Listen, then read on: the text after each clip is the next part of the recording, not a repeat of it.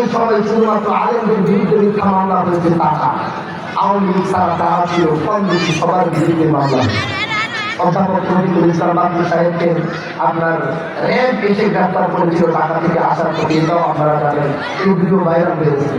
আসলে শুধু উনি একা না, যারা এই বিরোধী দল করতো তাদের বিরুদ্ধে মিথ্যা মামলা দিয়া জর্জরিত করে রাখছে। বিশেষ করে আপনারা জানেন এই দেশের অনেক আলেমদেরকে তারা মিথ্যা মামলা দিয়া ফাঁসির কাছে পর্যন্ত দৌড়াইছে। আল্লামা দেওয়ার হোসেন সাইদি সাহেব তিনি কোরআনের তাফসীর করতেন, উনাকে দীর্ঘদিন পর্যন্ত জেল হাজতে বন্দী করে শেষ পর্যন্ত ওই জেল হাজতে থাকা অবস্থায় উনার চিকিৎসা যেখানে দরকার ছিল সেই সুচিকিৎসার ব্যবস্থা না হওয়ার কারণে সেখানে তিনি মৃত্যুবরণ করেছেন। মুসলমান, তাদের পতন আমাদের আন্দোলনে হয় নাই, কারো প্রতিবাদের কারণে হয় নাই। আমি আল্লাহর নামে কসম করে বলতে পারি তাদের পতন হয়েছে আল্লাহর গজবে। কথা ঠিক কিনা বলেন ভাই? আল্লাহর গজবে পতন হয়েছে।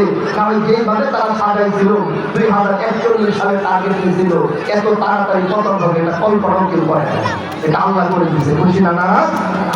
জোরে বলেন খুশি না নারাজ? আমরা রফিকুল ইসলাম বাচ্চু সাহেবকে অনুরোধ করবো, আল্লাহ পাক যদি ওনাকে আমাদের গাজীপুরদিন আসন থেকে নির্বাচিত করেন, আমার মতো আমি মিথ্যা মামলা শিকার ছিলাম, আমি জানি এটা কত কষ্টের, পলায়া থাকা কত কঠিন এটা আমি জানি। ওনারা যদি নির্বাচিত হয়, আমি অনুরোধ করবো শ্রীপুরের কোনো একজন আলেম, একটা সাধারণ মসজিদের একজন ইমামও যেন কোনো মিথ্যা মামলা শিকার হয়ে তারা যেন নির্যাতিত না হয়। আমরা এই আশা ওনাদের কাছে রাখতে পারি।